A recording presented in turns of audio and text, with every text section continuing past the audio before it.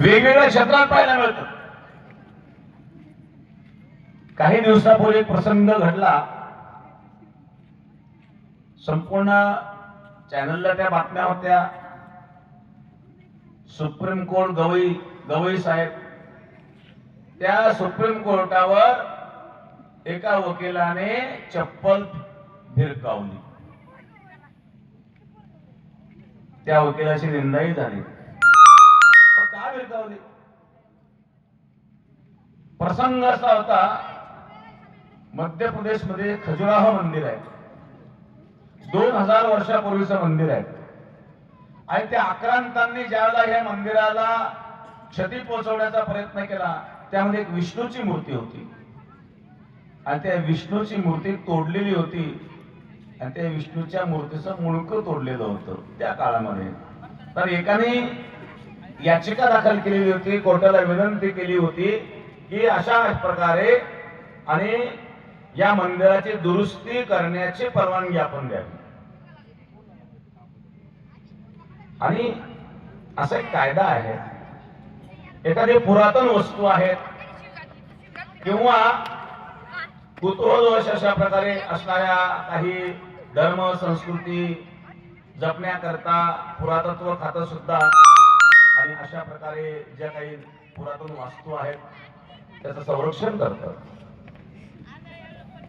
आणि सरकारने अशा या वास्तूंना दुरुस्ती करता खर्च करावा असं कायदा पण आहे. त्या कायद्यानुसार आपण जर पाहिलं तर ताजमहल बघा, ताजमहलाला कारण तो मार्बलचा बनवलेला आहे, त्या मार्बलची चकाकी कमी होऊ नये म्हणून त्याला मुलतानी माती घासून आणि प्रत्येक वर्षी त्याला लेप केला जातो. हा मुलतानी मातीचा लेप जो आहे हा खर्च सरकार देत असतं.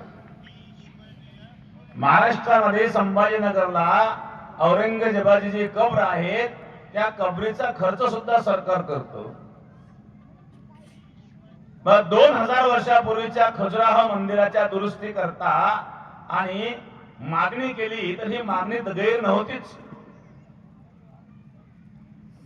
पण कोर्टाने त्यांना काय उत्तर दिलं?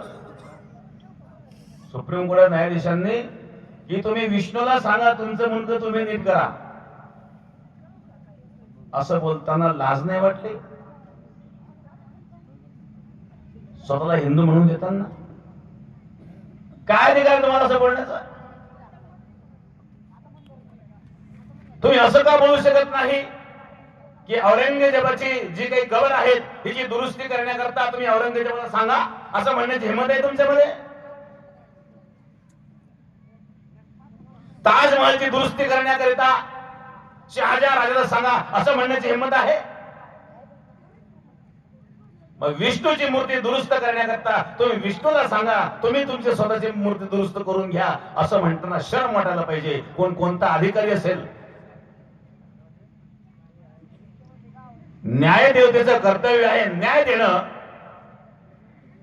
दुसऱ्याच्या मनाला धक्का पोचणं, अंतःकरणाला धक्का पोचवणं हे कार्य न्याय देवतेचं नाही. आणि म्हणून तर मी असं मानतो त्या वकिलाने जी चप्पल भिरकावलेली होती ते उचितच होती. अशा लोकांना असंच व्हायला पाहिजे. का होऊ नये बरं?